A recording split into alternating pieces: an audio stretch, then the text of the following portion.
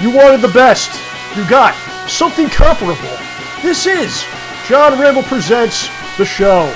My name is John, and I am joined by, oh Johnny boy, the Pope. The Pope is calling. Ladies and gentlemen, OJ is here. Hey, everybody. Johnny, how you doing, man? Yo. You there? I'm right here. Sounding good? I hope so. Sounding strong. Roar! Like an ox. Powerful. Like full. Machismo. The oozing them of machismo. That's okay. OJ, we had a very lovely autumn day today. Autumn. A beautiful day. What's do you say autumn? Do you say fall? I say autumn and sometimes fall. And why is there two different ways to say the name of a season? Do other seasons have multiple names we don't know about? That I don't know about, maybe? Spring is also known as Gavordnik. You're just making things up now. It's Gavordnik. Just ask anybody. Why is there two? And what is the proper thing? I think if someone says autumn, very pretentious. You question that person, I think, a little bit. I say autumn. You do. It sounds more. Proves my point. Sounds better. Autumn. Autumn. Oh, it's an autumn. Yes, autumn. Lovely. Autumn. Take the car down to the country. Like, and, you can't even tell if there's an M or an N at the end, or both. The orchard in autumn. It's apple picking season now. Yeah, it's huge. People don't, maybe other parts of the world, they don't know what's going on. It's out of control. There's a time of year for several weeks where people are obsessed with apples and pumpkins, cider. They don't care about this any other time of year. You bring home apples in, like, May, whatever. Friggin' apple, that's what you gave me. But now it's like, oh wow. And there's different types, and people will talk in great length. Personally, I prefer the Macintosh to the Red Delicious, but there is something to be said for the Fuji and the Gala. And it's very complicated. It's I don't know. Do you get involved with any of this? Do you go down and get the donuts? The donuts are good, but I haven't gone down to an orchard in a long time. I mean, I like apple picking, but I despise bees. I live in the orchard country. Oh yeah. I live amongst the orchards. They're all around me. And you go to the orchard, and there's all these people. You can tell they're outsiders. They drive Mercedes cars.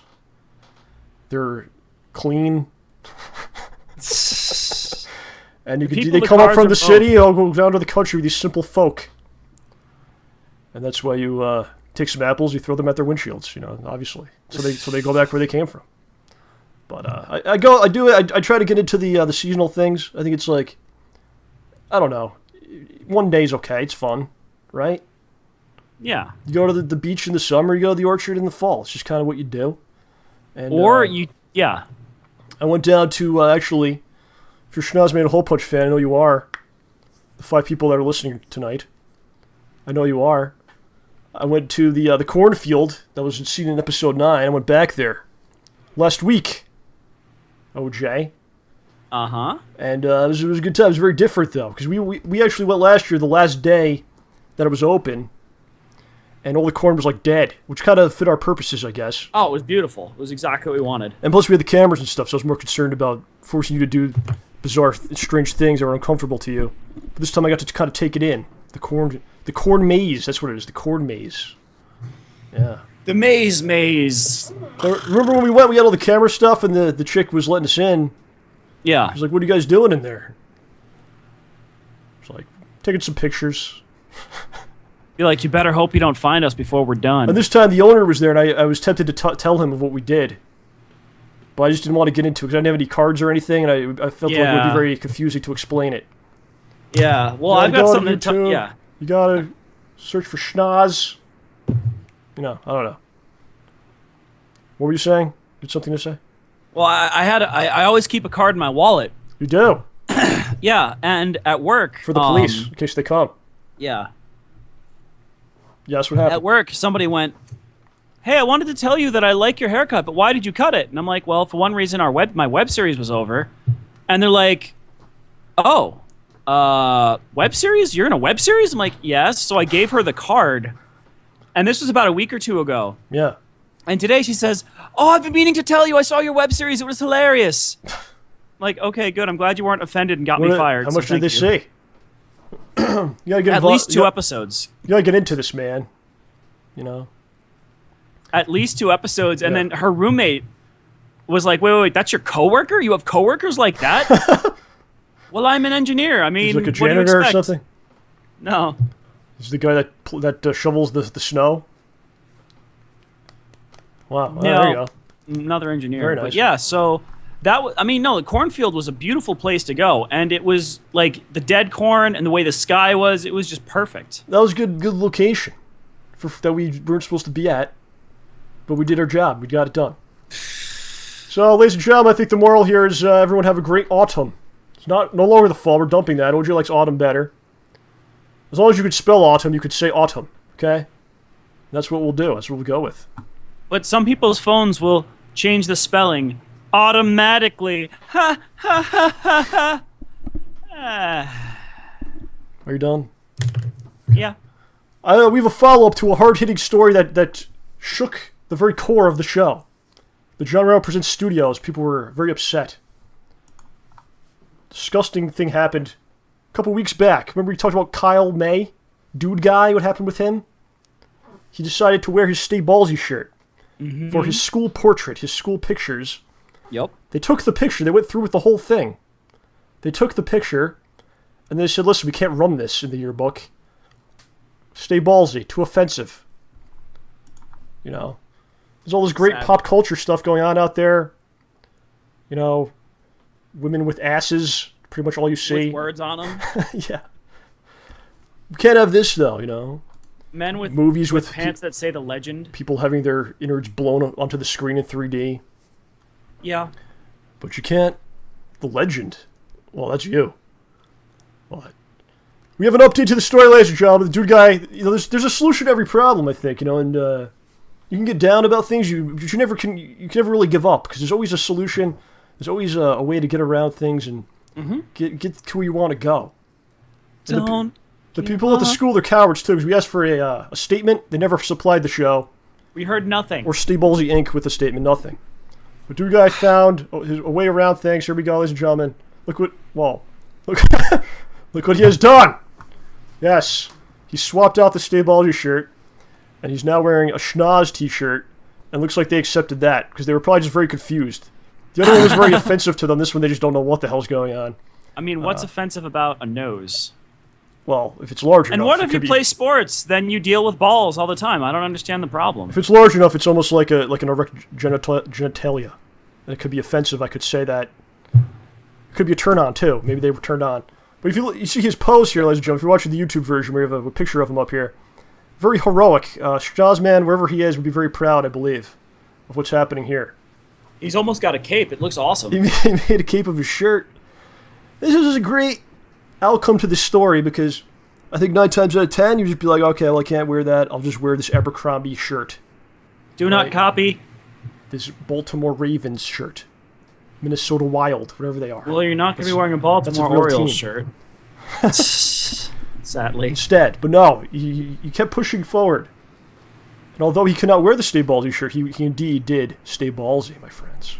When it comes to finding a solution for photo problems, he knows the answer. Yeah, very nice, very nice. You know, congratulations, sir. You look excellent. Can you imagine a better picture than that? You gotta find our yearbook pictures. Terrible. Oh, you don't want to see them? Oh, no. You had a haircut very similar to yours now, actually. Well, that was That was like later on, yeah. But my haircuts when I was a kid, dude, I looked like you murdered a beetle. And like took their hair. Where did you get the haircuts done? Where did this take place? Fred's Salon in... Fred's Salon. Katona, I think? How did you come up with that? My mom just took me there. No, he was the first person to give me a haircut, too. It's like they don't fit Fred's Salon. Fred's Barbery? Something like that? Right? And he might have been a Barbary... Yeah. Salon. Okay, sure. Right on. Is he still in business? Could we have him on the show, maybe? I don't know. We'll talk... Do you remember this kid that came in? Probably had a Game Boy Color with him. Nah, dude, I never had a Game Boy Color, actually. Had original, though. Hair like a greasy mop. that was Hey, just it's dragged not across that greasy. All right, fair enough. So, OG, we're not here last week. Had to take care of some business. Yeah. And by business, I mean much annoyance, because what wound up doing, we're trying to set some things up. We're now all set up. But a lot of great help from Mr. Serafix. The man is a legend. Mad props to you, Truly love him. Serafix. Thank you for the help. Yes, absolutely. But my friends, now I must announce to you, I'm very proud to announce to you, that the MP3 of every show ever, stealing that from The Simpsons, okay, whatever. Every show ever is now up at StayBallsy.com in MP3 form. Every show ever is now up on Stitcher. Stitcher is an app that is available for Android. It is available for the iOS. You know what that is? The oos. Yeah, it's available for if you basically have a phone or a tablet or something. It's available for that. And it's got all kinds of podcasts. Yeah. It's got many podcasts on. I think thousands. But you don't have to worry about any of those. Just check out the show. That's the only one that really matters, right? The only one that matters. And I also want to announce to you that the show is now up on iTunes as well. Hold on a second. I'm supposed to do something. Here you go. The show now up on iTunes. Of every episode is available to you, my friends. The way you find out about this, go to the iTunes store. The iStore. Everything's I in front of it. iShow. This is the new name of the show. iShow. And type in StayBallsy. He's going to be your keyword. And you're going to find it under podcasts. Or what you can do is you go to StayBallsy.com, click the link, or just hit the link on JohnRamboPresents on YouTube. There's links everywhere. Or I'll link you on Twitter, whatever you need. You want to call me, I'll explain it better. Okay? But yeah, every show ever is up here. And we have some reviews from people. It's awesome. Oh, really? This is Nice. Filthy Vader, one of the best podcasts to have ever been made. I think I speak for everyone when I'm proud and happy to see the show on iTunes. Yes. Yeah, so definitely appreciate it if you want to stop by. This is iTunes. Here's God. Here's Review Stitcher. us. Here's the Stitcher page. Samuel, search for StayBallsy, and you'll be able to find it. The picture, this one you can put multiple pictures, and I put this like placeholder of Sean's made a hole punch, but then I tried to change it, and they're not letting me do it for some reason. So this might be it forever. I don't know what's going. I don't know what's going. Yeah. That's But, again, every show's here on Stitcher. That's on Android and for all your needs. You know, all your needs are taken care of, John. Yep. And yeah, but seriously, everybody, rate, comment, let the world know. Yes. So it was a bit of an ordeal to get them up. I actually had to put them up individually. Well, first of all, it's not like YouTube where you just kind of upload and you just go, okay, here's the thing, upload it, and sit back, and it's free and all that. You have to actually have the stuff on your own space. So I actually had to, I'm actually paying for space to store all the episodes. Okay? So there you go. Every month there's a little bit of a bill coming in. And then I had to manually put each show up with the descriptions and an actual a line of coding, and I had to put the exact time of the show, the exact length had to be in there into the code. And if you screw that up, then it's all messed up. So I had to do basically a little bit every day and just kind of took it easy and put some music on and messed with it.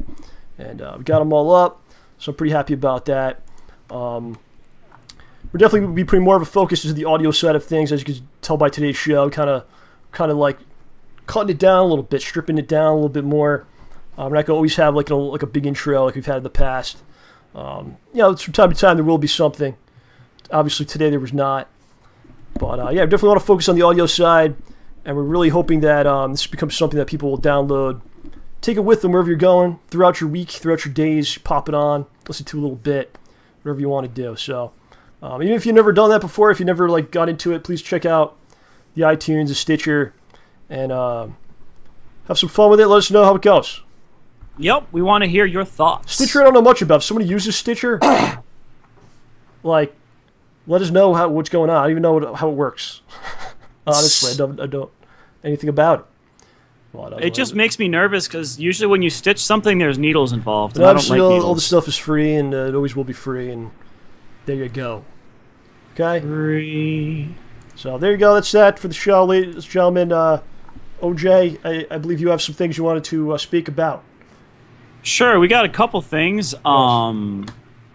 Well, where should we start? There's a lot going on with OJ. There's a lot going on with the show. It's unbelievable. Well, I guess I'll start. I guess you should explain. You're going to be gone for a bit. Okay. A brief hiatus. So I'm gonna. Yeah, it's true. I'm so sorry, everyone, but this is true. I am going on a brief hiatus because I am going on a vacation. I will be spending 3 weeks away from home. I will do my best to get some lovely photos and anecdotes for you people. You lovely, lovely, lovely people. And I will bring back some stories and craziness when we reach the second week of November. Is that when you're actually coming back? I come back November 5th. Okay, will you be back to the show? We don't know if you'll be back to the show, though. We have to see what's going on. Yeah, that... Come on, OG, you have to be straight with the people. You can't pussyfoot, okay? But I just said the second week of November. Okay. So OG's going away for a while. He's going on a trip.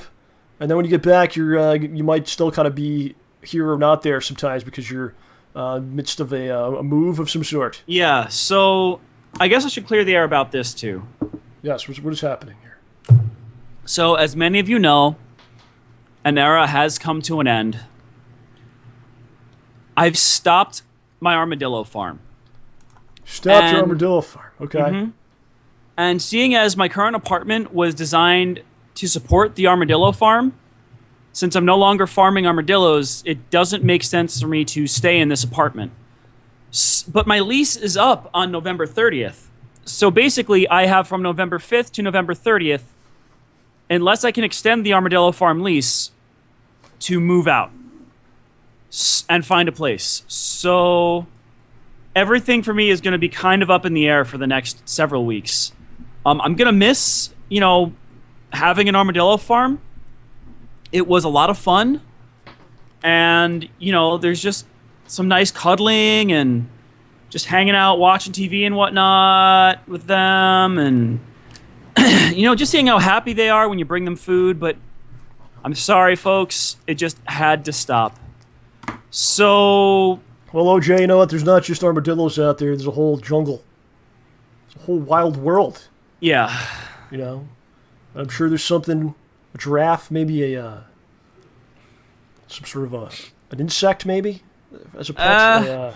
Well, by accident, certainly. A llama, perhaps. Ooh, I've heard that people do really well with alpaca farms. An elephant, yes. I know you enjoy them. But it's all of us here. Of course, I am here with you, your companion.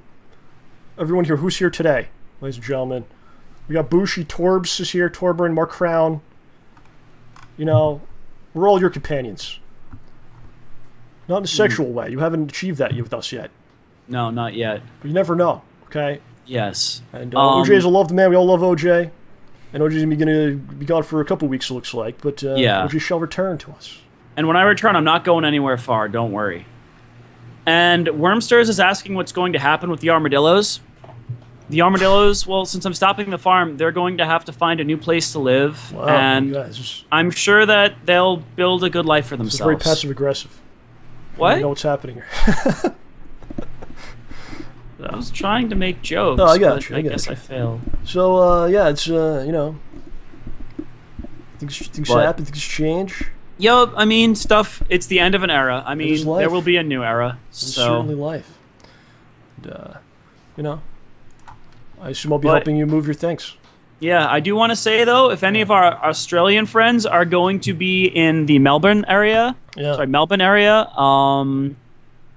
around Halloween, please let me know. I am going to be there for PAX Australia, so...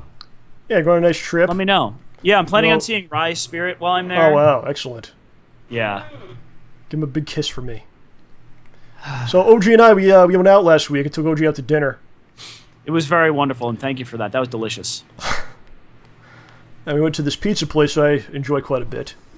Mm-hmm. And we got 2 pizzas. We completely ate 2 pizzas. It was unbelievable. Yeah. And the bill came. It was quite expensive.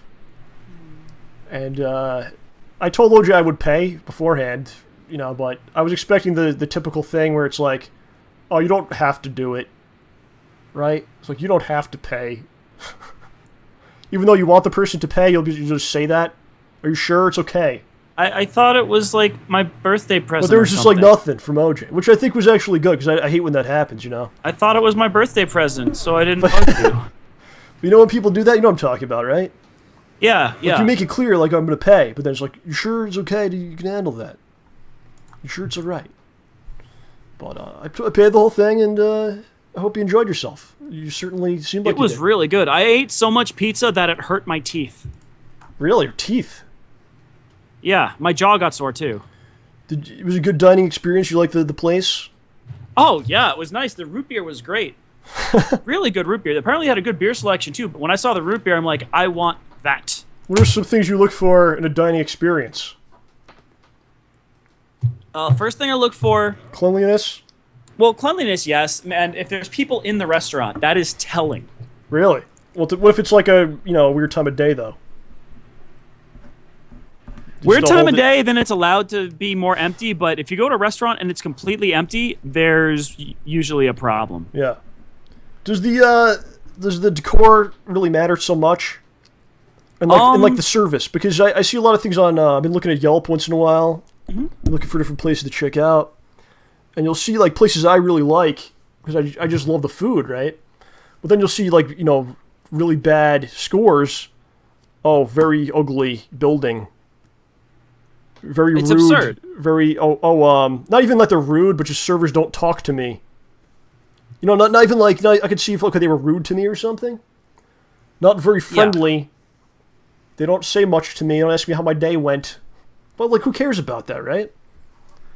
As long as it's not like you went there for the food. As long as there's not like insects all over the place, and the person's not like dumping food on you or cursing you out or something. No. Or spitting in your food.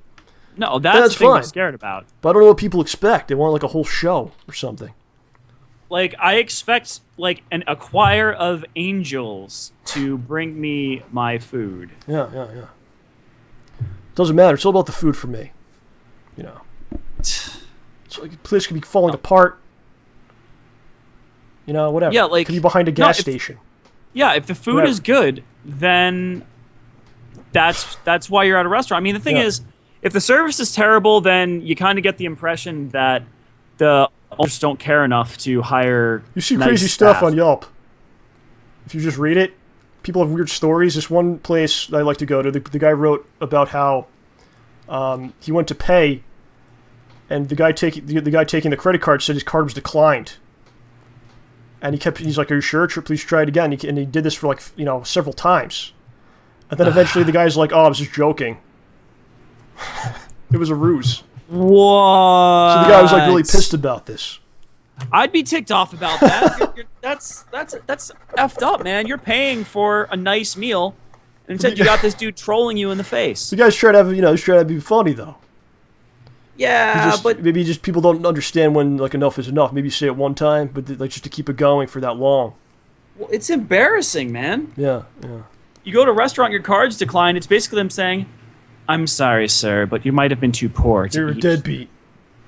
It's declined. Yeah. It's incredibly embarrassing. But it's kind of funny just to see what people write. All kinds of weird stuff that goes on. Yeah, no, but I mean, the decor isn't the most important thing, but I get bored sometimes at restaurants. You get bored? So if there's I get bored. People. The armadillos? Honestly, well, the thing is, if you eat food with my parents, going to a restaurant is at least a 2-hour meal. Yeah. You know what? I hate when you go with the older folk, right? And then like you go to sit. Oh, we don't like the seat. Maybe not isn't so good. Let's go. Move and just keep moving. Did they ever do that to you?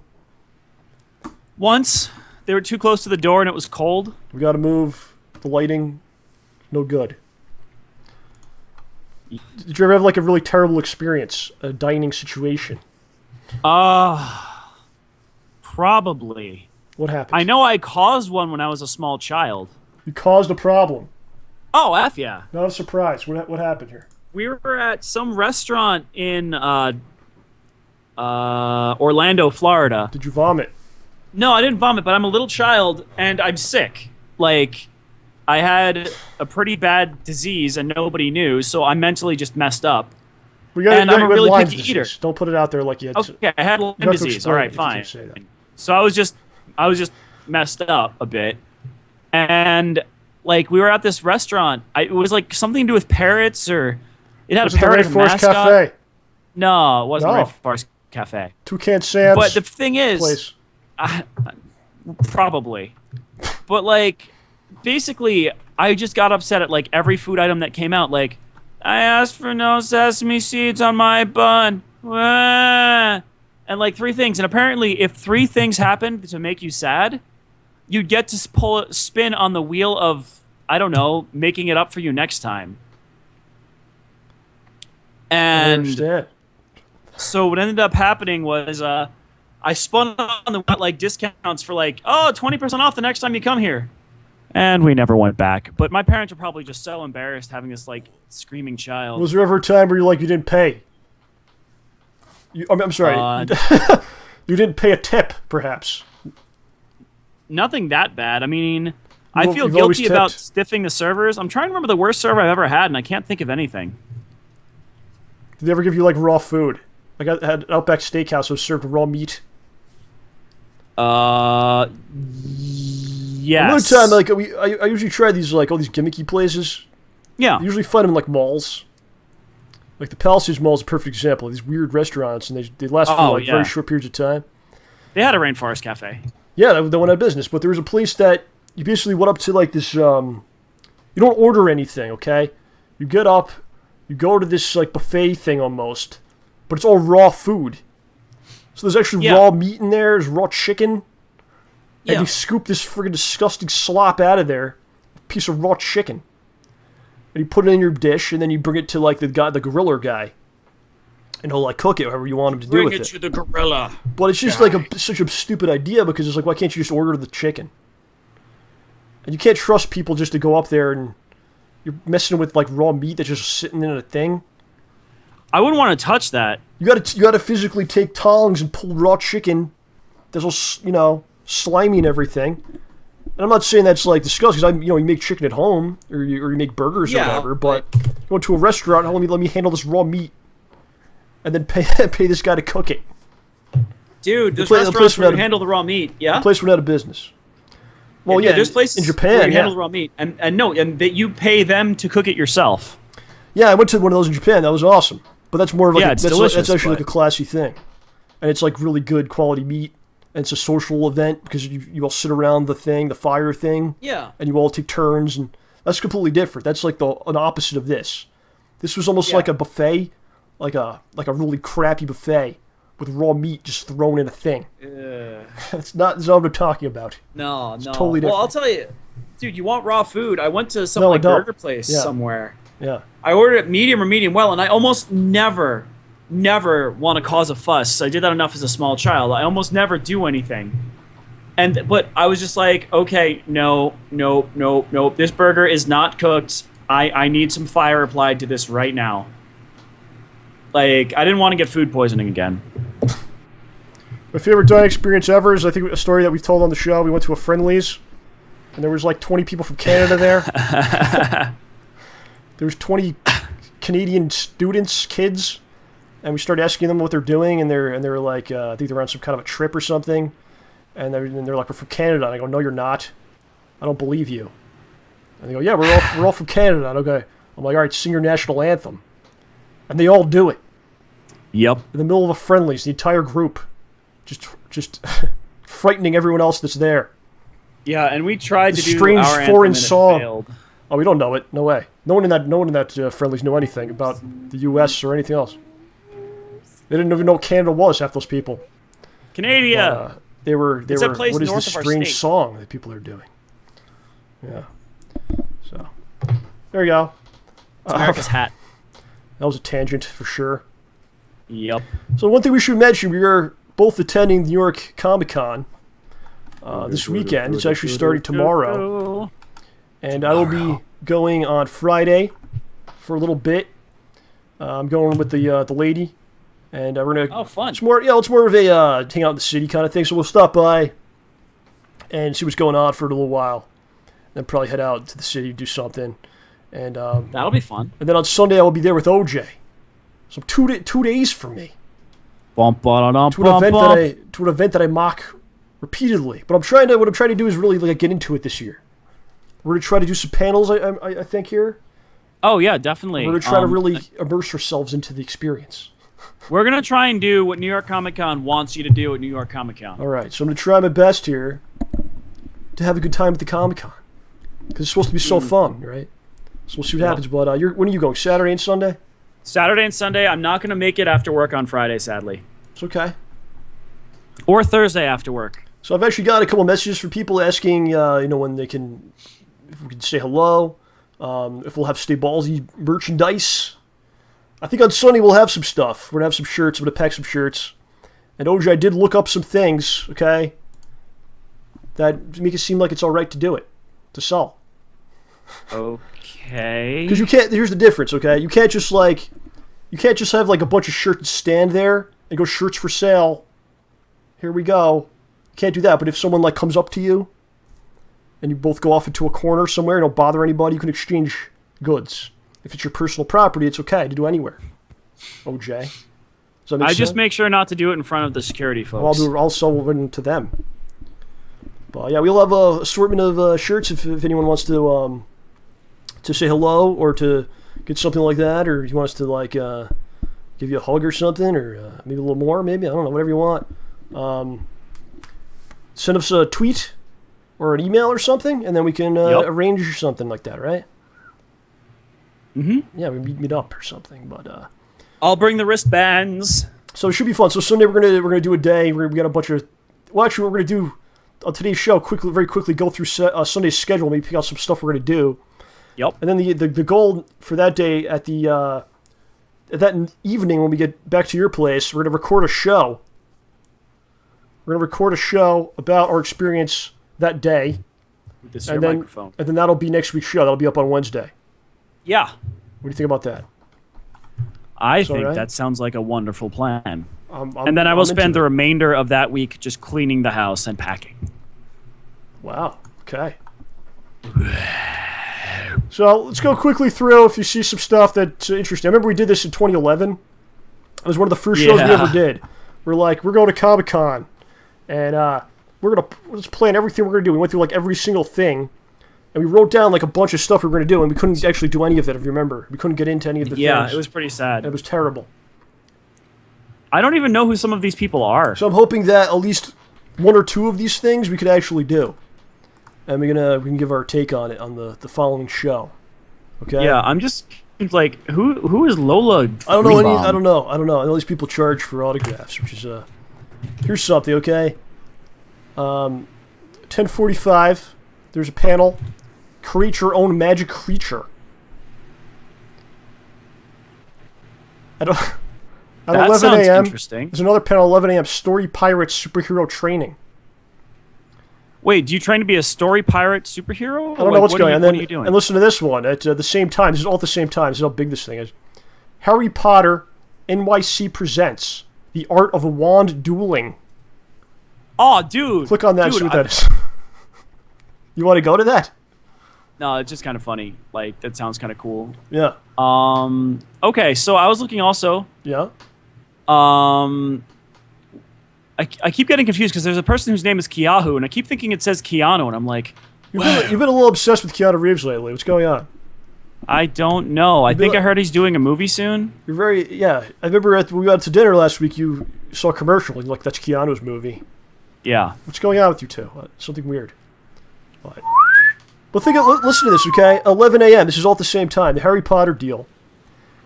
At the same time, the Karate Kid 30th anniversary cast reunion. Yeah, but it's missing. Yeah, that's what I said to you earlier. Mr. Miyagi is no more. So I mean, I think it would just be sad to go. You know. But I think what we're actually going to try to go to this at 11 at the same time. Marvel Unlimited member event, and OJ is a member. Well, we're both members, actually. Right?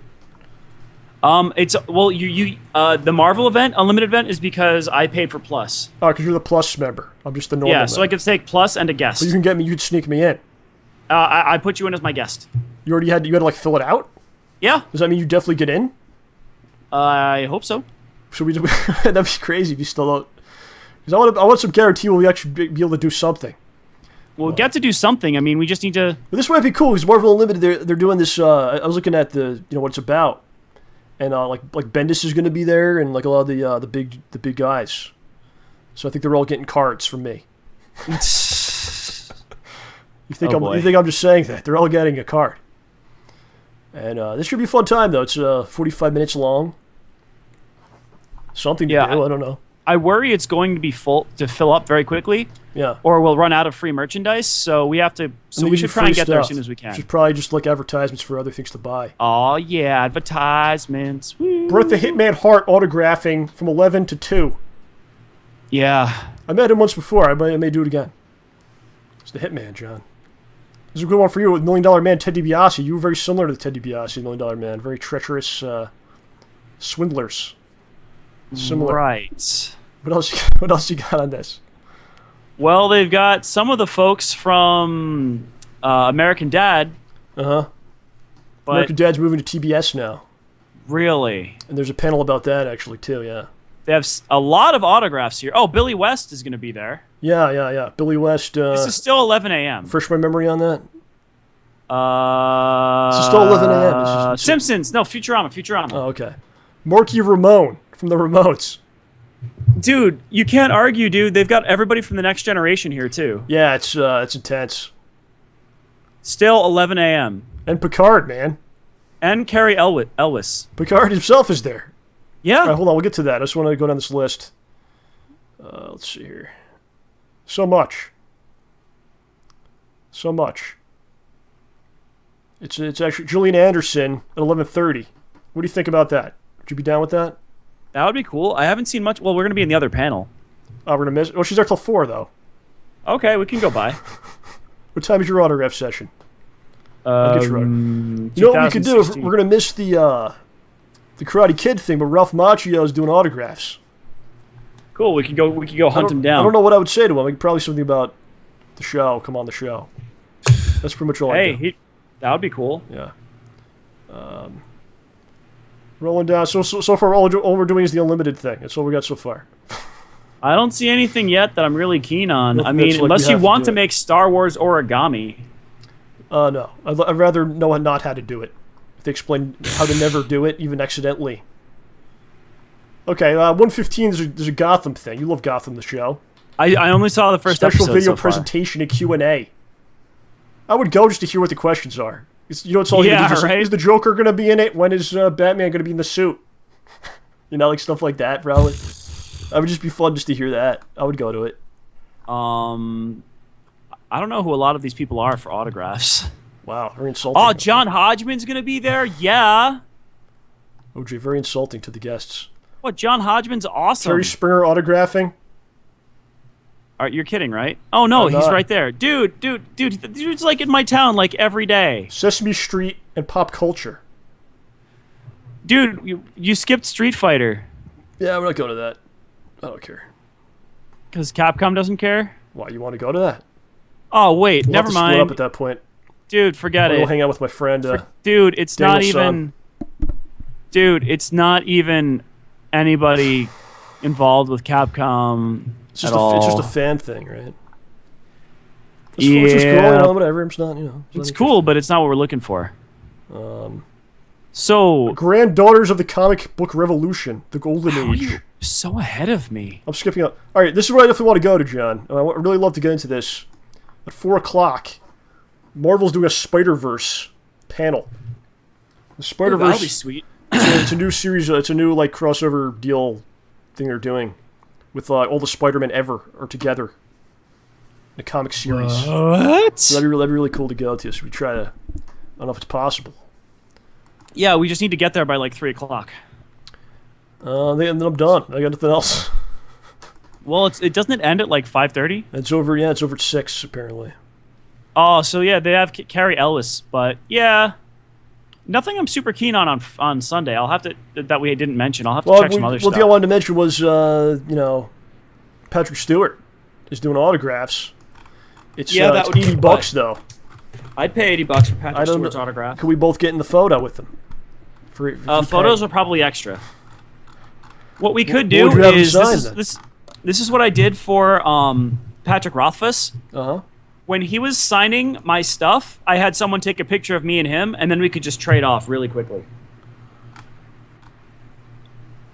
On Friday night, Mick Foley's signing for free. That guy is a gentleman and a scholar. Yeah. He really is a nice guy. From free. all reports. He's the only one that I've seen that's doing that. Unless it's wrong. I don't know. I didn't check to see if Carrie Elwes is charging any money. I mean, I think most people are. Promoting it. He's promoting his book though.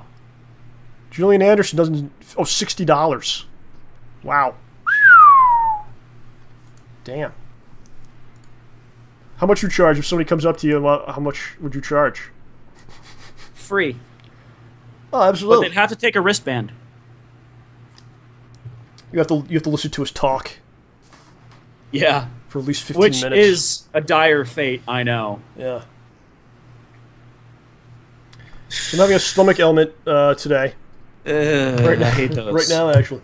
It's not what you think. It's not like I have to use the bathroom or something.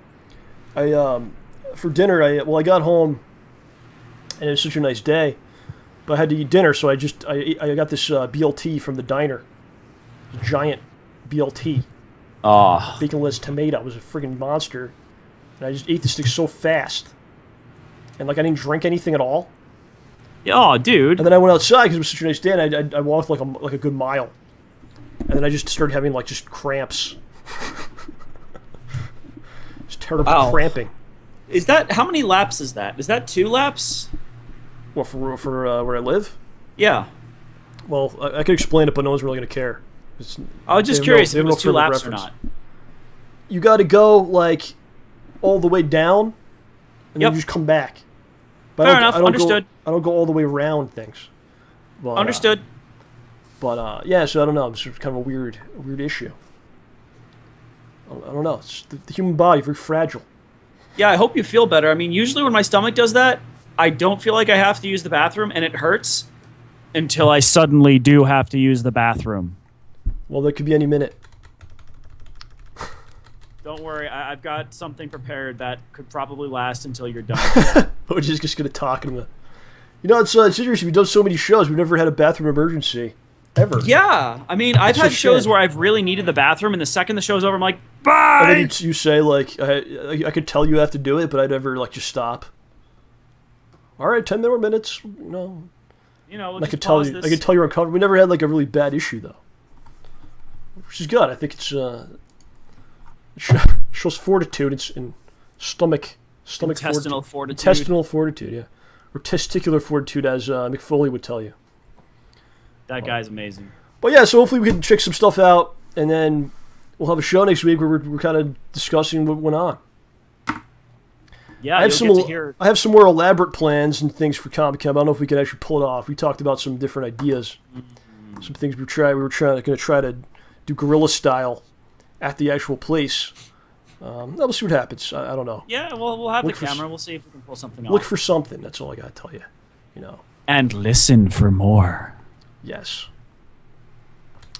Did you see? You saw Gotham the first episode, right? Just the first episode. Are you gonna watch more, or that's it for you? Are people? Well, let me tell you, popular? John Rambo. Are people liking the show? I don't even know what's going on. I'll watch episode 2.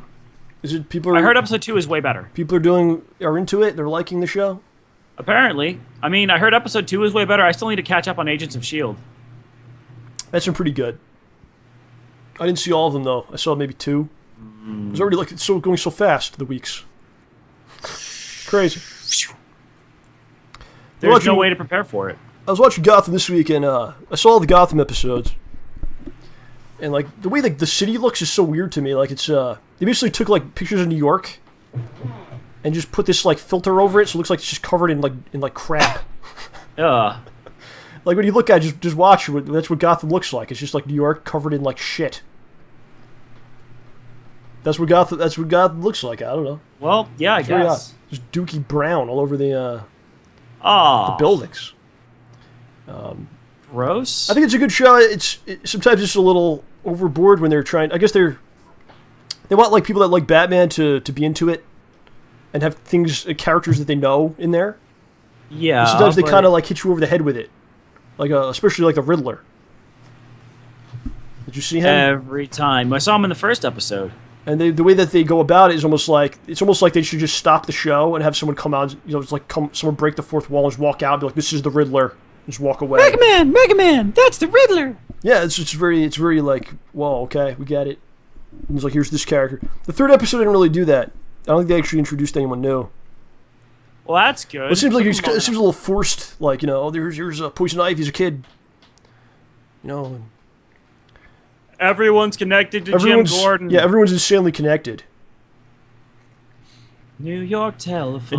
And Gordon and Alfred are basically like raising Bruce. They're like the two dads. It doesn't make any effing sense. He's his dad. Like, if Gordon spent this much time with Bruce Wayne, you could tell him I'm Batman, right? Dude, just take off the mask. I know who you are. I've heard you speak a million times, but I'm using this deep voice. Yeah, because if he's been practicing that voice since you were 14. Yeah, because if he's as close to him as like Alfred is, then like what? Yeah, why wouldn't he be able to know, right? I don't know.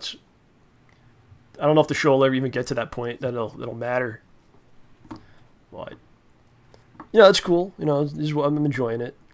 I don't like when there's just coincidences of people everyone knows each other, and Catwoman saw the murder of the parents, and it's like, okay, it's a whole city of people. It's almost like it's a small town of like 20 families. Yeah, seriously, there's only like 5 people in this entire town, and they all know everybody. They all know everybody.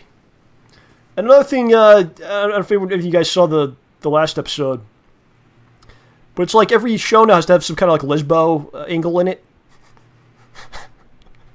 Which is fine, I guess. I got no problem with that. Yeah, I don't mind it. It's just like, don't shoehorn stuff in. But why does every show have to have this? Like, it's not really controversial anymore. I mean... It's not really racy. It's not hot to see. I mean, there's just so much porn available for everyone. I don't need to see that, because like there's a thing going with Barbara and Montoya. Yeah, like this doesn't add anything to the show. No, like a lesbo love angle. Why do we need that? I just don't like when they shoehorn stuff in there. Like, I see that. I mean, if it fits, great, no problems at all. Like in Buffy the Vampire Slayer, Tara, the Tara and Willow.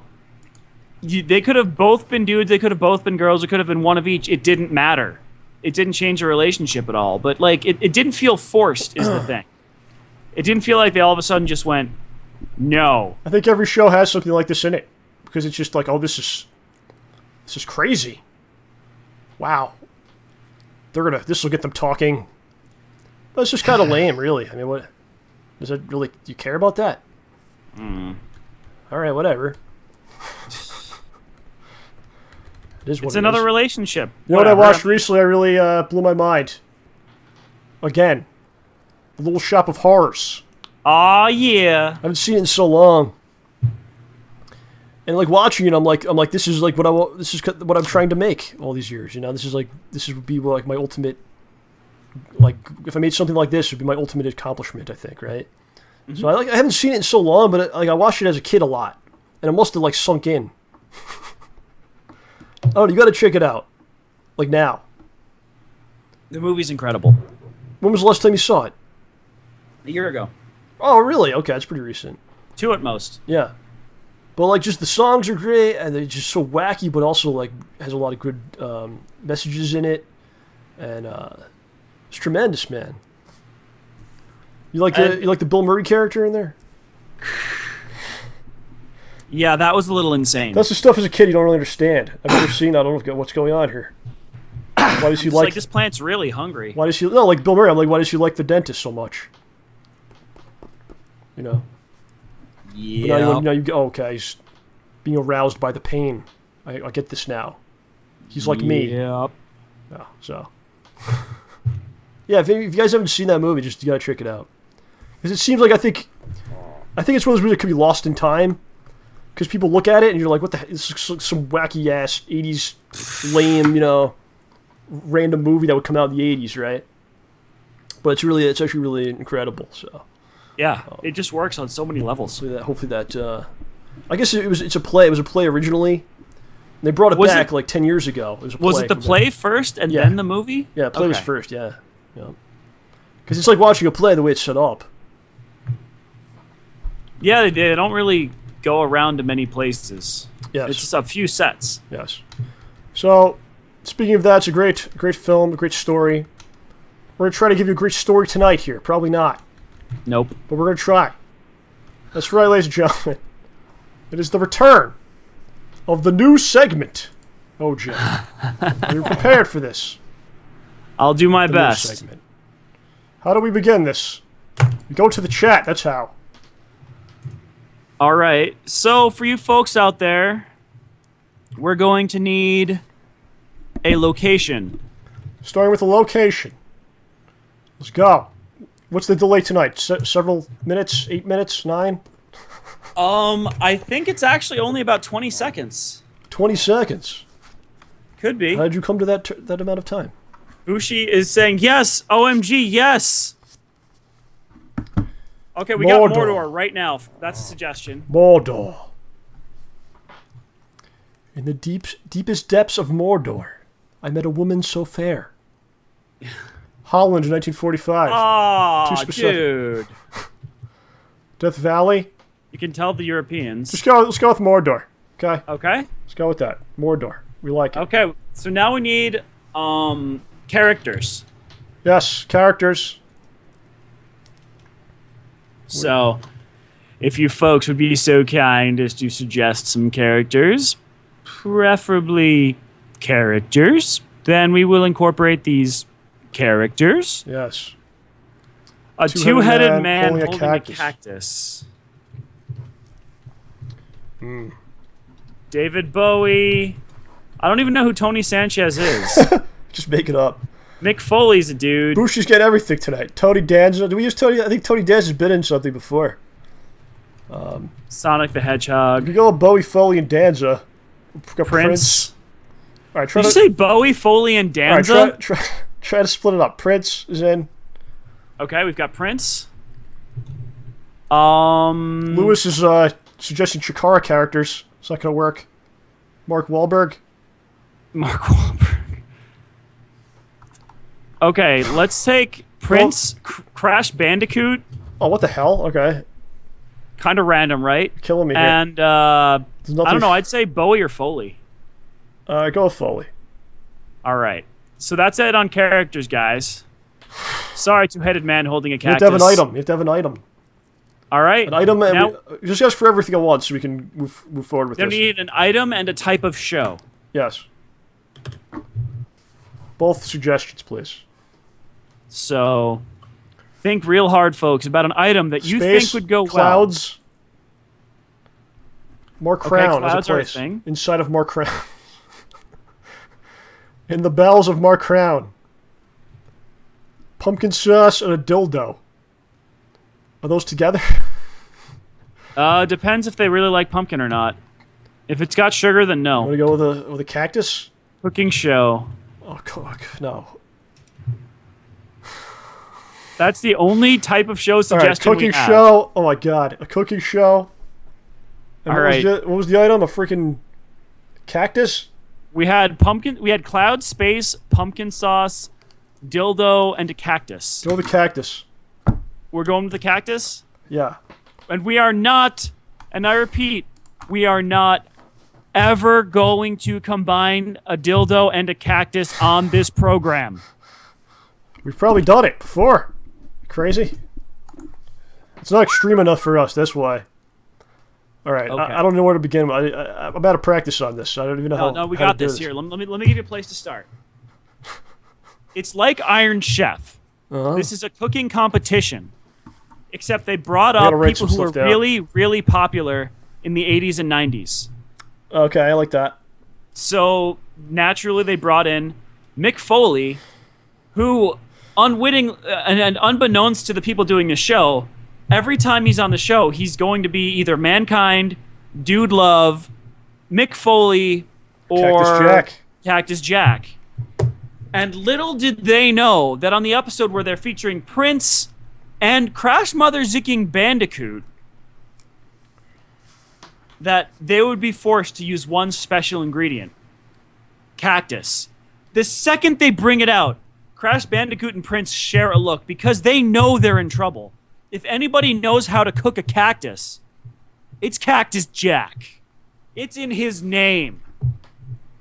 So they get set up with their various stations, and Prince and Crash Bandicoot try to figure out how they can defeat Mick Foley or what they can do to sabotage his cooking, which is allowed in the rules. If you're not paying attention to your kitchen, they can do whatever they want to do.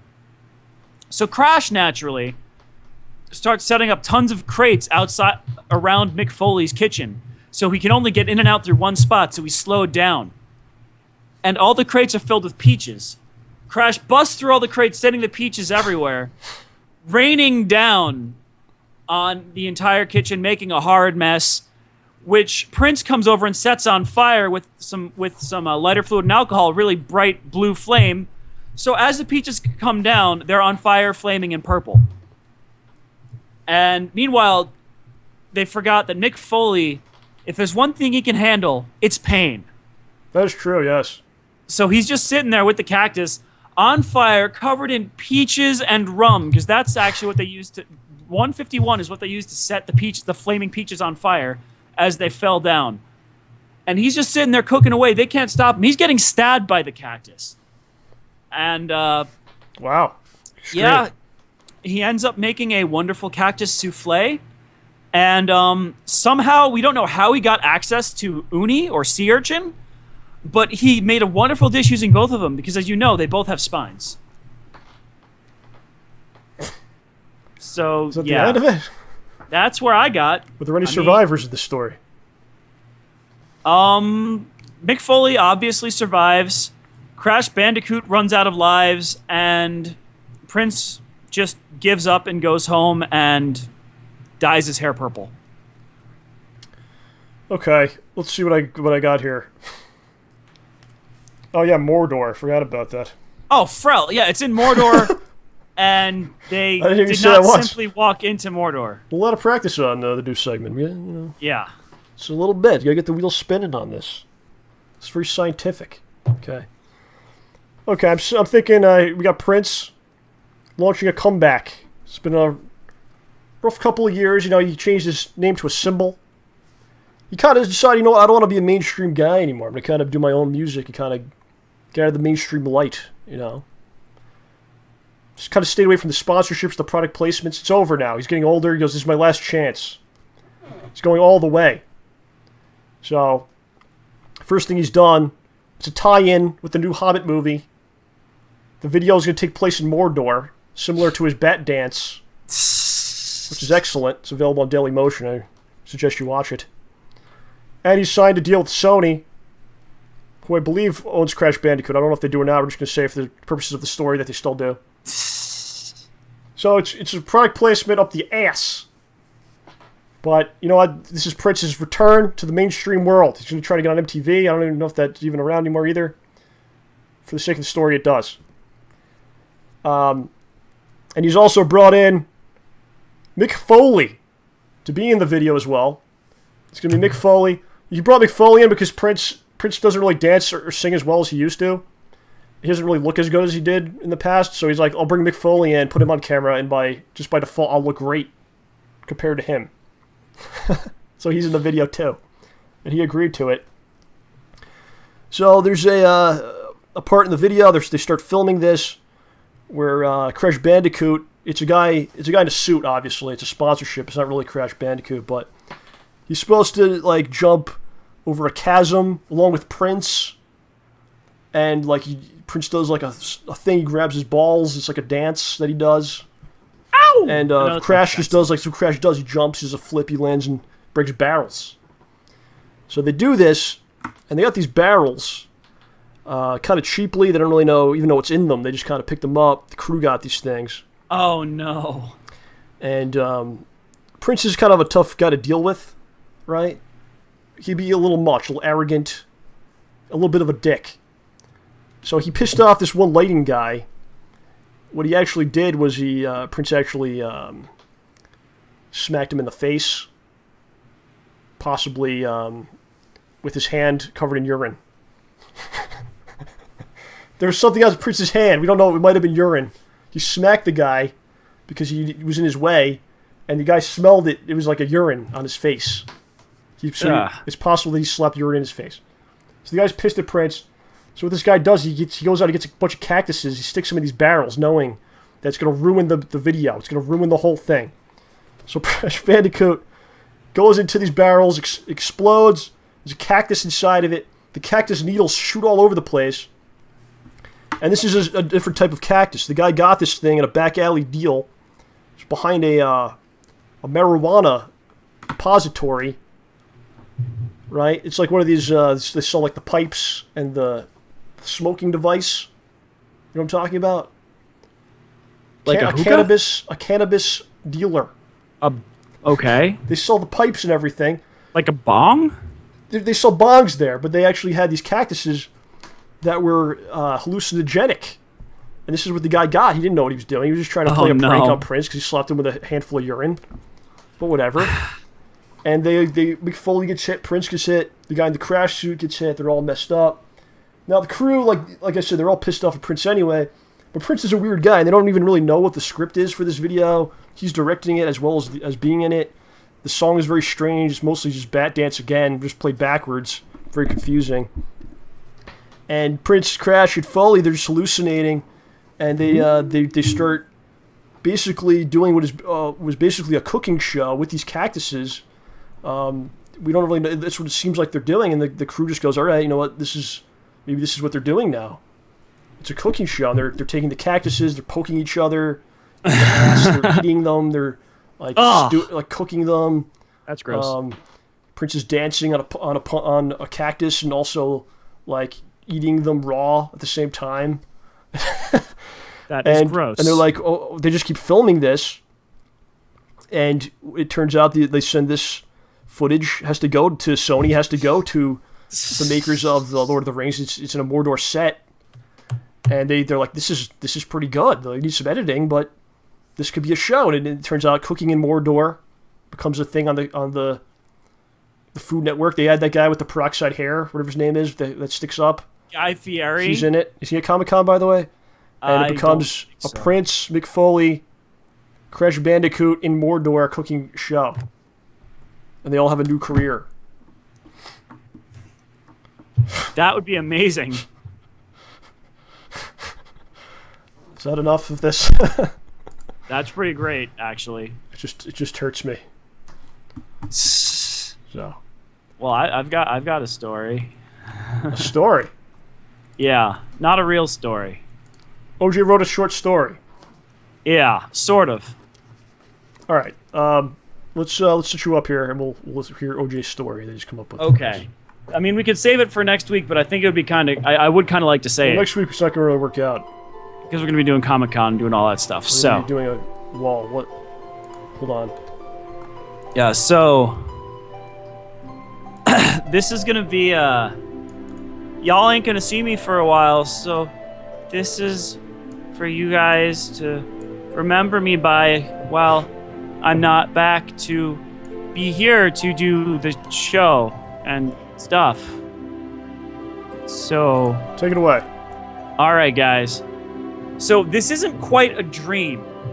I was at the Queen's Spa Castle in New York City, and sometimes when I can't sleep, there's this weird mental exercise that makes it easier to sleep. So you're supposed to repeat stuff in your head for a while, then imagine you're going down a hallway until you reach a door, and then you go through the door. So here I am. Wait, who told you this? Somebody I know. Okay, go ahead. And so here I am. I'm at this sauna in the spa. It's the gold sauna, so it's got gold plates and whatnot. And I'm just sitting there, and I'm like, well, I don't know what to do, so I'll just start doing that mental exercise. And then something just popped into my head and refused to leave. So, and for some reason, the entire time, I narrated it in my head in the second person, so that's what I'm going to do here. I wrote it down and embellished a tiny bit, but this is pretty much what happened to my head, in my head. This is starting with the hallway part. You are in what seems like a great mansion. There are rich carpets under your feet, and bright lights and candelabra illuminate your path. As you step down the hallway, the decor and sights do not change, but you feel that eventually you will reach a destination. Somewhere. Something. There are mirrors lining the walls, below the rich tapestries, but you don't look at them. Your own appearance isn't important to you. Not right now. At roughly even intervals, there are small tables on both sides of the hallway. Atop each is a small vase with dried flowers sticking up and out. You do not take the time to smell them. After innumerable identical swaths of hallway, you finally reach a big red door. It's mostly flat and wide enough for almost 10 men to walk abreast. It is divided into two sides from the center and has gold knobs. It is a maroon red, too dim to be mistaken for blood red, but brighter than mahogany. It appears to have been painted. As you approach, it opens. You do not know if you caused this or if some other power took action. It may as well just have been the door opening itself. The doorway is pitch black, almost as if there was a barrier preventing light, sound, and all sensation from traveling across the two sides. You cannot see what lies ahead, but you know that you must go. You also know that you will not be the same when you exit, or perhaps enter whatever lies beyond that door. You step through the door. It is raining, cold, and dark. Your pack is heavy and your legs are weary. You are in a large forest at night in the dreary rain. You do a quick check on yourself. You have a heavy backpack, a gray-green uniform and helmet, and a rifle. You have a sidearm strapped to your leg as well. This is a war, and you are but one of the thousands of soldiers forced to fight it. Your goal, as you recognize it, is to reach a farmhouse in a clearing a bit of a ways ahead. The remainder of your troop should be there. You look forward for a chance to rest without the cold rain on your head, and are as eager as one in your state can be to have a warm meal. Your reverie is broken by the sound of thunder, or perhaps artillery, and you begin your solemn trudge through the forest once again. Lightning, thunder, and artillery fire punctuate your awkward gait. The splashing of your boots shatters the lightning-illuminated mirrors of the countless puddles on the ground. Despite how many leaves have already turned dry, brown, and brittle, the remaining trees of the forest keep the worst of the rain away. As you continue, the storm itself seems to make war on the land, cursing the earth as it scours across its surface.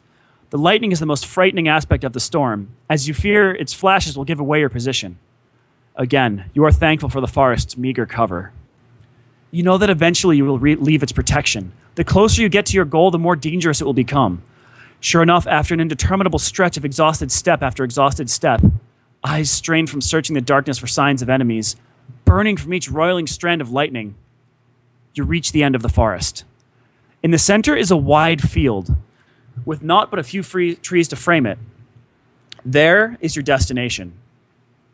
The farmhouse is white and appears to have a small steeple or bell tower like an old church. If you had the energy, you'd wonder whether it had been converted sometime or not. An old dirt road crosses in front of the building, wet and muddy. From here, you cannot tell if it has been used recently or not. Pants. Completely lost it. There we go. You don't think you see signs of treads or tires, but you can't really be sure. The land between the edge of the forest and the farmhouse door is flat and almost completely open. A few random bushes have sprouted, but they're too small to provide any comfort. The sounds of thunder or shelling and lightning continue, and in your anxious state seem to crash ever closer and louder, as if the storm is directing your foe's aim to your location. You realize you've spent too long staring at the farmhouse. It is night now, but it won't be forever. Your troop is supposed to gather here, and the longer you spend outside, the more likely it is you are discovered, and lead the enemy straight to them. You wait until a bolt of lightning shatters itself in the distance, hoping that it will hold off again until you've reached the house. You take a cautious step away from the tree that had been sheltering you. Silence reigns. You take another, and then another. You break into a wild run, holding your rifle to keep it from adding to the din of the rain and the wind and the storm. As you finally leave the relative safety of the cold and naked trees, a bolt of lightning hits the tree line behind the farmhouse on the other side, striking what must have been cold and dead wood as it begins to burn. The fire spreads quickly, and it creates a sharp contrast between you, the dark-soiled, dull figure running toward it, and the bright red and yellow flames. If there are any enemies watching, you'll know you'll be easy to spot. You push yourself harder. Lightning strikes at unknown intervals, blinding you while thunder continues to deafen you. You can't tell what is an artillery strike and what is nature, but as your cold and tired body approaches the farmhouse in Salvation, you don't care. Panting and sobbing, you reach the front door. It's unlocked. You step inside. The farmhouse is dark and quiet. There are no signs that anyone is inside. You carefully shut the door and walk through the first floor, rifle out and ready. You see no one. You hear no one. You are alone as you were just minutes ago outside, but at least you've begun to dry off. The others were supposed to be here. You note the stairs to the second floor and worry that perhaps you aren't alone after all. You lean your rifle against the wall and take out your sidearm. In the close quarters of the stairway, it will serve you much better. As silently as you can, you place your pack on the floor by the entrance. As you climb the stairs, you wonder what happened to the rest of your troop. You might be the only survivor, assuming you can survive the night. You turn on the last corner on the stairs, coming to the top of the building. You are still alone. Weary, exhausted, and defeated, you grab your things and walk to what looks like the entrance to a basement. You peer inside, leading with your sidearm. This too is empty. You take your belongings down and shut the door, burying yourself in the bottom of this empty and lonely building. Chilled, exhausted, and weary, you give up on the world and lay down to sleep. So, yeah, that was a thing. Wow. Thank you for those 6 minutes. Wow. It's very Twilight Zone-esque. I don't even know what that was. Like, someone was like, well, who's the soldier? I'm like, I don't know. Well, what was he doing? I don't know. Was it World War II? I don't know. Was he a paratrooper? I guess, maybe. I don't know. This person was very interested in this. Yeah, this is just all the stuff that popped into my head. Like, I was just sitting there and it just kept going. Some people were questioning if you perhaps were poked by the hallucinogenic cactus. That was not a thing that happened. I was in the middle of Queens in a legitimate spa. They had alcohol upstairs, but this was before we even went up there. Excuse me. Well, a peek inside the madness, my friends. We'll miss OJ, certainly. When he's away for quite some time. Yeah, so... I guess I gotta find people to do the show with, huh? So, speaking of that, actually, I want to talk about Mr. Ed Trotta for a second. He would probably really appreciate that that story there. I'll send it to him. I think he would like to hear that. Okay. But, yeah, I don't know if we're going to be able to get Ed on this month. He's got a lot of jobs going on right now. Oh, nice. Good show. He's got a lot of stuff happening. He's doing that play. He was on last time he was talking about that. And then he got something out of that. Something else came of that. And he's doing doing a lot of stuff this month. So we'll see if we can try to fit him in. But, yeah, he's doing well. And we're going to have to figure out what's going on with the show. But I'll be here. Doing some things with you. But, yeah, I mean, we'll get there. I'll try and send back some audio or video or something. Yeah. I don't know, maybe you can run a clip or... some updates on OJ's whereabouts. Yeah. I swear I'm not dead. I honestly am not dead. Please, don't think of me as dead. Do people do that? I hope not. Okay. So, I mean, well, yeah. Since we're talking about like the show and stuff like you're going and stuff like that, we went out to eat last week. We weren't just stuffing our face. We had a pretty good conversation about some stuff we want to do, some new projects we want to get into. This year's pretty shot. To be honest with you, it's been a long year. It's been a lot of rough road.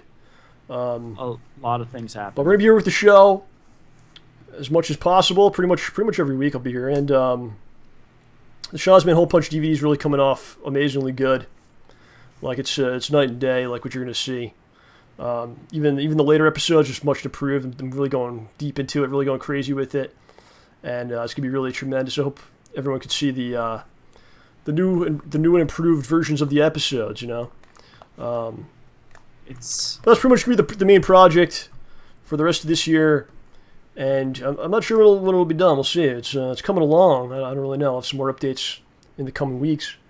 But I'm basically remaking every episode, like from nothing. It's completely redone, re-edited. So, and I wouldn't have done it if it's a freaking huge amount of work. But since it was turning out so good, that's when I was like, all right, well, I'll do. It seems like it has to be done. If it wasn't like a major difference or a better version, like, it wouldn't be worth it. But it's definitely worth it since it's coming out so good. But yeah, I think after the holidays we get into some new stuff, and thanks for bearing with us. It's been a weird, just a weird, especially like the last couple of months, been real weird stuff going on. I don't know. But, Yeah, a lot of weird stuff going on. But I'm eager to see what it looks like in motion. Oh yeah, the DVD. Yeah. Well, it's been a tough couple of months for me, especially like there's I think there was just so much I was doing, and it all kind of caught up to me at once in a lot of ways. You know what I mean? Like, it just in the process of doing like the last episode, like just lack of sleep and all kinds of stuff going on, and just to keep pounding it out. And I was okay, but then all of a sudden, it's just all at once. It was like, I just felt it and realized like everything around me's just been destroyed. Oh. But we're okay. I mean, we're fine, and slowly putting the pieces back together. I'm actually considering getting like a seasonal job, like on top of the other job. Oh. Whether that's I don't know, whatever that would be, for like whatever 2 months of holidays, probably some retail thing, or maybe like just make up a little unloading. I was thinking about doing like UPS, like unloading the trucks in the morning or something. Oh wow. But yeah, it's just some extra cash, and it's an interesting time period right now. But we keep moving forward, and we got some plans for new stuff after the holidays into the new year. Mm-hmm. And you guys are gonna like it. Feeling happy about things. Feeling good, feeling right, feeling awesome. Yeah. How's that for you? Sounds good to me. Just hang in there. Don't don't drive yourself crazy. It's all right. Crazy. It's how I do things, Like, I really like to do things, immerse myself in it, do it 100%. Yeah. It's my life. I got to figure it out. No one's got to. I'm not looking for any kind of anything. Just talking here. They're suggesting you do Ice Cream Man in the winter. It's not happening. I heard the guy, like, last week. What was it, a Jewish holiday last week? Yes. And I heard an Ice Cream Man come by, and I was like, man, that would have been me. Because, like, I actually, and if you listen to the Ice Cream Chronicles, I went until Halloween. Wow. Halloween, the guy was, okay, you got to keep going. Halloween day, that was the last day, I think. And that doesn't make any sense, because it's not. No, it wouldn't make any money. It's freezing out there, It's too cold now, man. So. I don't know. People eat ice cream all year round. We mentioned that I want to do this before you take off forever, or for a couple weeks. Not forever. For a couple weeks. We talked about Marvel Unlimited, and we've been reading some stuff. I want to talk about something that we both read. Reading Rambo. Rambo. We both read is Spider-Man 2099. We read the first 3 issues. Yup.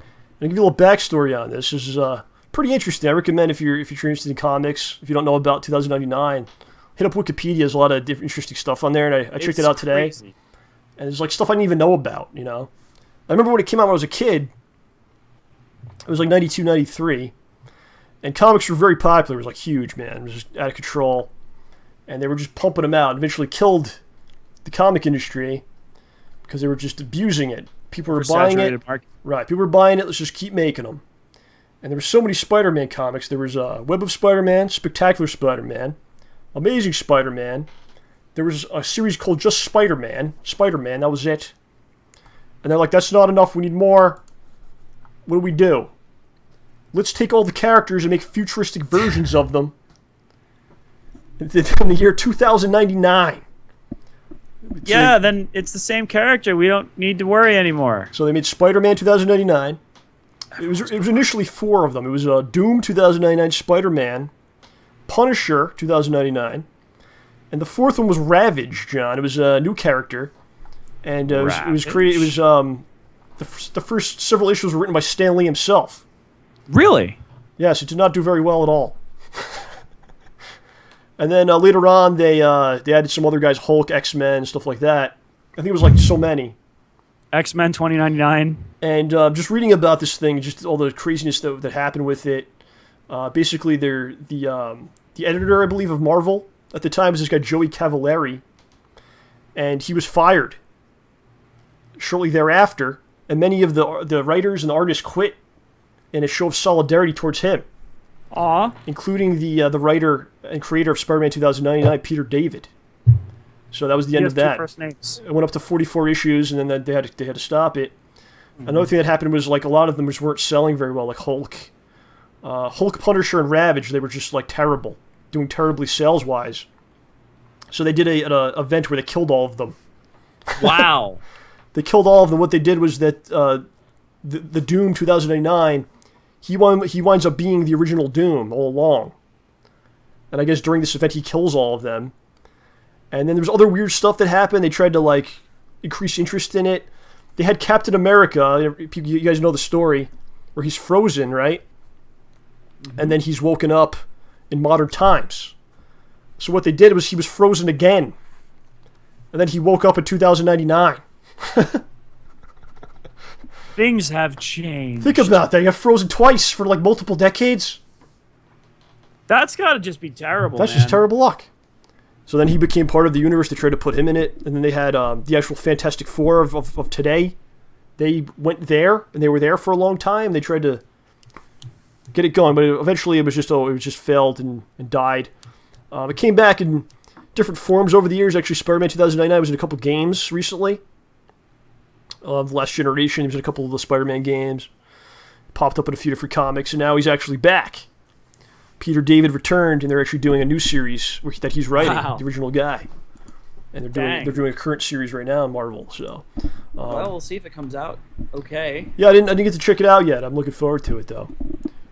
So we read the first 3 issues of this because that's all they had on the Marvel Unlimited service. Unfortunately. You read this on your own before we even decided. What made you decide to check it out? It was just so weird. You mentioned it to me that it was a really messed up series, and I wanted to see what was so odd about it. Yeah. And it's pretty odd. Yeah, I really like it a lot. I just love the idea of like having this universe you can just make things up, and you don't have to worry about like the laws of reality of like what's around us, and just make it up, right? The whole thing. And you can muck about with you don't have to worry about breaking current Marvel continuity. Yeah, what's cool about it too is they actually tried to act like it was part of the world, right? Like it was the future of the current Marvel universe. Yeah. So there's references to things from the past sometimes and things like that, which we'll get into. But the main character's name is Miguel O'Hara. Miguel O'Hara. And I'm thinking like, all right, this is some kind of, play on the idea that like all people kind of come together in the future, right? Yeah. All like everyone's kind of like mixed and we're all like the melting pot finally came through and everyone's like a mixture of things. But then there's like a part where he just goes, I'm half Irish and half Mexican. You think it's been easy for me? Yeah. So it's like they just threw that out. They could have been. So, okay. So being half Irish, half Mexican apparently is really bad in this universe. He just comes out and says it like that. So I was thinking like it's no big deal to be like that. But they're still, okay. Racism still exists and differences between people very much alive. The whole class structure is ridiculous too. Yeah. One thing I wanted to mention, if how you thought about this, but there's no cell phones or internet, really. Yeah, but what they do have is kind of crazy. Yeah, basically what they did is they took like the technology of 1993 and just like made it a lot better, but it's not like replaced by something that would make that obsolete. So what they have is voicemails, like machines. What do you call those? Phone machines? Answering machines? They have answering machines. They still have answering machines. But they're just like a lot better. So he comes home, and he hits like his machine comes on, and it's like a hologram of a person, right? And it's like, yep. Oh, Miguel, you got several messages today. Here they are, and they play them, and it's the hologram of the person talking. Yeah. But it's an answering machine, basically. It's an elaborate answering machine. Yeah, and you can change what it looks like, and I don't know if it can do things, but it can certainly turn into people and look as hot as you want it to. You can make the hologram look however you want, and it gives you like different, tells you about your messages and who called and things like that. But there's no like cell phone. You can't check your messages like while you're out and about. You can't get a call while you're not home. It's 1993, but a lot better technology, right? It's very very odd in that way. Kind of peculiar. They did not anticipate that things become obsolete. No, like it's funny because they had no idea that this is what was going to. Like this, they had no idea that this is what technology was going to go to. Like people are, who knew this? Star Trek did with tricorders and communicators. Yeah. But I would think you would think they would believe that like you could get a call outside your home though. Right. I mean, that's the crazy thing. You can't get a call outside your landline. Like, it's impossible. What? And there's like OJ was saying, there's a strange like structure to the world. Like there's corporations. There's one corporation, Alchemex, kind of runs everything, controls everything, right? Yeah, it's ridiculous. And he works for them, and he's making this machine that'll like rewrite your genetic code, basically. Mm-hmm. Is that what it does? And he's working on this machine that rewrites genetic codes. And he's got this assistant that's like this old guy, and I guess he doesn't like him. Nuts. And he's just constantly, Miguel, he's just constantly like ripping the guy. Just calling him an old bastard. And, well, not that far, but just kind of making fun of him a lot, teasing him. Mm-hmm. And what happens is they want to test this thing on humans. Miguel says, no, it's not ready. They force him to test the machine on a human. The guy dies. He turns into like a mutant and then just like explodes or something and dies. It was pretty grim. It's pretty disgusting. Yeah, very, very early 90s. It's got to be very, disgusting and violent. Gritty. It's gritty. It's all about that, yeah. New Kids on the Block and shit, Jibs. Yeah. Gibbs. So then he's like, listen, you just killed the guy. You made me do this. I didn't want to. I quit. So the boss of this corporation, he's like, all right, it's fine. Here's some champagne. We'll drink. Please enjoy this wine from 1999 or something. No, it's from 1994. This is from 1994, a great year.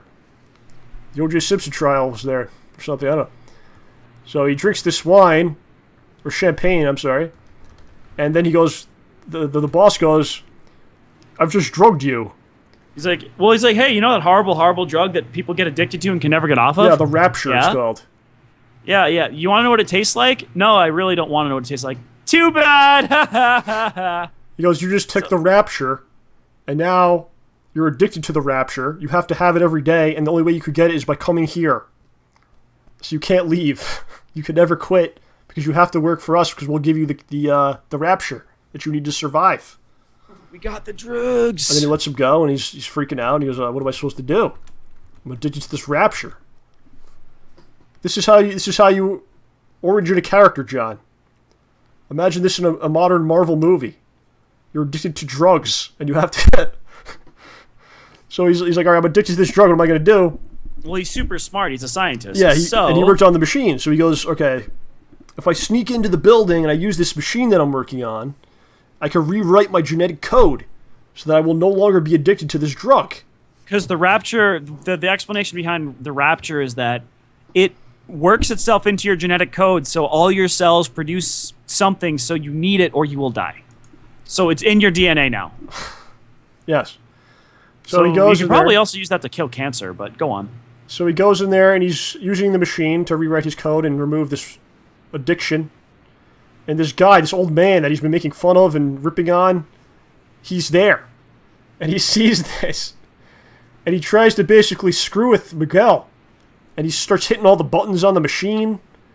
And it turns out they have Spider-Man's genetic code from 100 years before this. They have it for some reason. How did they get this? You don't want to know how they got it. And he puts that in there. He initializes that, and he's just screwing with them. And the machine explodes, but Miguel survives. But now he's got these powers. And he's crazy. I'm trying to remember. Did hairs start coming out of his feet? Yeah, he's like a monster at first. He basically gets half of Spider-Man's DNA, and half of some other thing. So he's got his abilities. He has talons. He doesn't have the ability to suck to the wall. Like he'll just grow like these claws out of his feet and hands that he can use to climb. And what's weird about it, as he explained, is he can't scratch himself. Because if he tries to touch himself, the talons go away immediately. How convenient. Well, that saves him some trouble. Yes, he has the webs come out of his body, not like the web shooters, but like the movie with Toby. He shoot out of his body. He has no spider sense, but he does have enhanced sight and hearing. He has venomous fangs in his mouth. Venom Fang? What was that? He has venom fangs, yes. So then the corporation finds out about, that this happened, that there's a new Spider-Man, and they came from their place. He trashed the building, obviously exploded the machine. So they send this guy after him, like this cyborg vigilante guy. How do you explain this guy? A hunter. His job is to hunt down people. He's like a cyborg cowboy or something. Yeah, like a mercenary. So Miguel's like, all right, this guy's coming after me. I need to cover my face. I need like a costume, so he doesn't know who I really am. So he goes to his closet and he finds his costume that he wore on the Day of the Dead. Day of the Dead. In Mexico, the Day of the Dead is like a festival or something, right? And he has a costume, and that he puts it on. That's the costume that he always wears. That's how he got it. He always had it. And then eventually he just kind of escapes the guy. That's the first 3 issues. Yeah, there's a little bit more. Yeah, I want to talk about the Thor people. Okay. Yeah, there's people yeah. that worship the old Avengers. Uh-huh. And worship Thor especially. Yeah. So when he's running away, there's this crazy dude on a glider with a giant hammer in front of him flying around who basically is dressing himself up in a wig and clothing to look like Thor. Because they're waiting for Thor to come back. And there's another guy who's running around with a fake Captain America shield. Like, these people are crazy. Yeah, there's people that like worship the Asgardians and they remember Thor and stuff, and they're like against they're the ones that are like against the corporations, which is kind of a nice touch because it's like throwing back to that, right? It's very appropriate. Yeah. So that's that. I mean, what do you think about this whole thing? The comic series was very interesting. I mean, it was kind of, in a way, it was kind of Spider-Man, more money, go. Yeah. But it was an interesting take on the character. Like, if this happened at a different time, well, what would life be like? How would a dude basically with Spider-Man's powers get on in this weird horrible future? It sounds really like just talking about it sounds really silly. But like it's also kind of I find it like pretty fun, and what's cool about it is you never know like where they're gonna go with this because it's just so off the wall. Like just think about all that stuff, The Rapture. Ugh. That's a terrifying drug concept. Yeah. So hopefully they have more. We can check out more of it. They only have the first 3. It's lame, but there's another horrible concept for not like a drug, but I forgot what it was called. I think it was called like the Tase or the Phage or something. It was from Larry Niven's Ringworld book.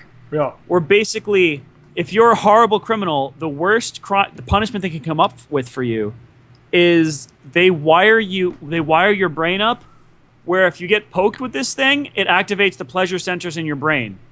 Like super hardcore. Nice. And nothing is as good as that. And you're like nothing. So so this one dude, he's just like, so this dude's stuck with these guys. He's a criminal or whatever. I don't remember the details, but basically to control him, they threaten him like, we're going to hit the button. We're going to hit the button. No, please don't. Knowing that basically your life is over as soon as they hit that. And nothing will be as good for you as that thing. I always find it like really funny how different eras like what they think the future is going to like be. It's always based on their own. Yeah. Like a lot of the stuff in the 60s that came out, like it's still very 60s-esque in the future, but like it didn't really change all that much. It's just like improved technology of what they have already. It's kind of funny, like 2001 and all that stuff, Or like Back to the Future, and they thought like we'd have all this. Oh, the 80s, cool stuff, gosh. But again, it's a very 80s-esque future, right? Yeah. I don't know what do we think the future is going to be like now? I mean, all I can think of is flying cars. That seems to be that's always the constant throughout like pop culture's idea of the future, flying car. You know, it's like always the first thing. Cars will fly. You know, it just makes sense they would. Cars will fly in giant hive cities. Jetsons. You know. Oh, we're just gonna go above the rain. You know, you keep doing that, and eventually you're gonna run out of air, right? Where's the ground? They destroyed the Earth. What is wrong with the ground? This is the Jetsons' terrible story of post-apocalyptic world. Seriously, like, you know, it'd be really funny if on the bottom it's just the Flintstones, like they were there all along. They have some crossovers. Yeah, but what if the Flintstones were seriously just on the bottom the whole time? What are they doing there? Living their lives, man. They can't see. The bases of the Jetsons buildings were all invisible and shielded. Okay, we have a code we're going to give out. All right. I've just posted it to you. It comes to us from Torberin. My friends, it is Tropico. The game Tropico, it's the trilogy. All 3 games for Steam. Yeah. I still owe Torberin a thank you. Boom. Take it. All right, folks. Whoever gets this first gets some Tropico games. And the code is Y7I7Z QMAM8W38PH. And where do they turn this code in, John? Steam. Turn it on Steam and you get yourself a lovely, lovely, lovely thing. Thank you, Torberin. Very nice of you, sir. Good luck to all of you out there playing the game tonight. I'll throw it in the chat, too. Now, if you want to mention, we got some art from Mr. Bill Jersey.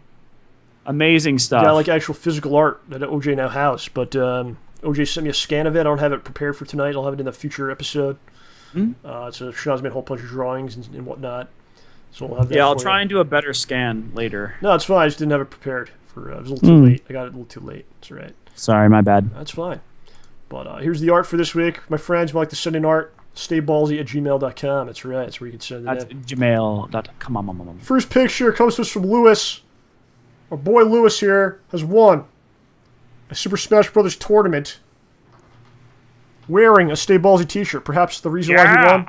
No, I'm sure it's definitely the reason why he won. I'm sure it's his skills in the game as well, John. Perhaps a small percentage. But helps. Lewis is a good man. We met Lewis in Texas. Yeah, nice dude. Over a year ago. Wow. And here he is today, destroying the competition, making children cry. Perhaps he beat this woman here who's cleaning up, defeated her in the tournament as well. And the new Smash is pretty good. Oh yeah, you got Smash, right? Yeah. Talk about Smash for a minute. All right. So it plays remarkably a lot like Super Smash Bros. On the Wii. Excuse me. The control scheme, takes a little bit of getting used to.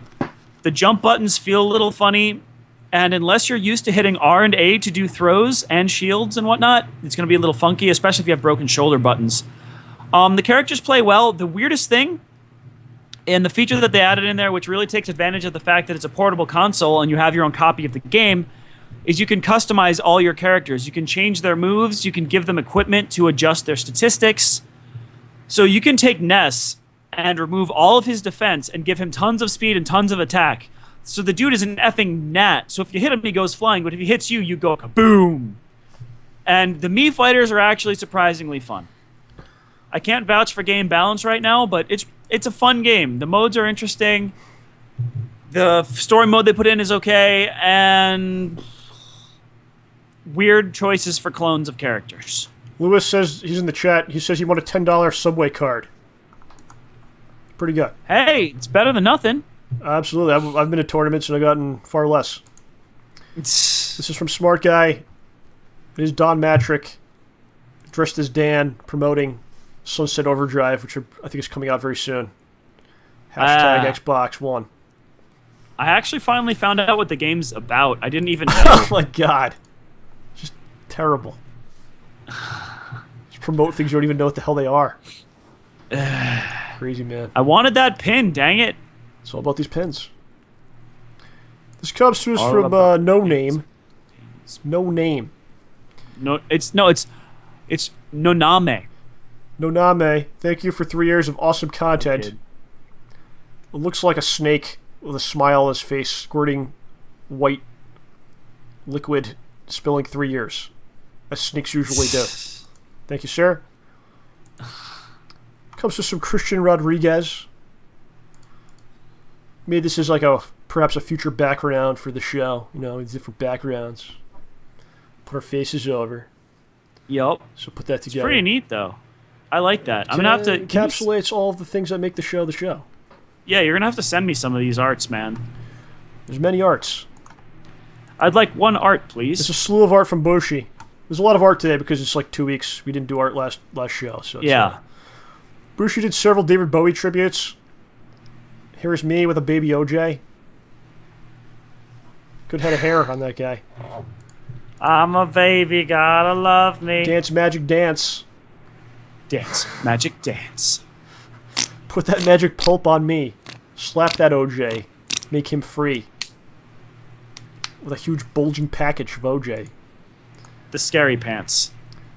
This is OJ with a Gene Simmons mouth? Is that Bushi? What is this about? He explained it to me, but I don't remember. He said it was something to do with... Here, if he responds, tell us what this is about. We'll explain it. Okay? Okay. This is OJ's Thomas the Tank Engine. This is the art that I requested on the 3-year anniversary show. Because that's symbolic of the show itself. A runaway train. Out of control, going downhill. With OJ being the train and myself inside of OJ's caboose. Pushing the train forward. And OJ is very scared. I'm terrible, I know. Yeah. He says... Bushido says, lol, licking his nipples. We must have because said... I jokingly said, yeah. You jokingly said you'll lick nipples? I made a joke like, it's not like I can lick my nipples or anything. I don't know, I said something stupid like that. Well, now you can with the art. Here's the new WWE 2K15 with myself. With all of CM Punk's tattoos and underwear on myself. There we go. It's a nice looking picture of me. Where did that come from? I look like I'm happy to be alive for some reason. Well, you should be. You should be. I don't know where that came from. Oh, I think I know. That's when I was on the toilet, I think. This is for... Really? Yeah. This is for... Brian put this on Twitter, and that's Brian Skull Midnight holding up his Skull Midnight mask, his StayBallsy shirt, which I think is how we compensated him for his efforts. We gave him the shirt. So that's cool that he has it. No, there you go. And this is an interesting one, okay? It's frightening. This is from Bow Down, okay? And he explained what this is. He says, hello. Don't know if Raposa told you guys about this, but that's a famous children's character from the 90s in Brazil. His name is Fofão, which means something like big, fluffy. There's an interesting urban legend story about Fofão dolls they sold to kids that came with a sacrificing dagger hidden inside the stuffing. What? I've seen this character before. Have you ever seen this before? No, but those cheeks frighten me.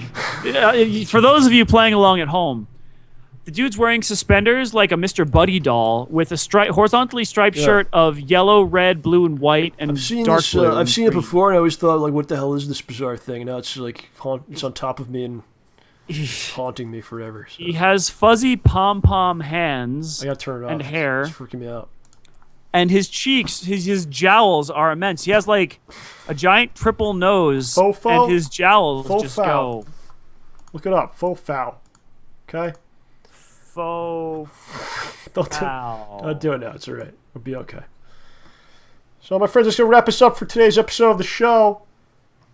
Fun one, just chatting it up today. A little laid back action. You know. Yeah.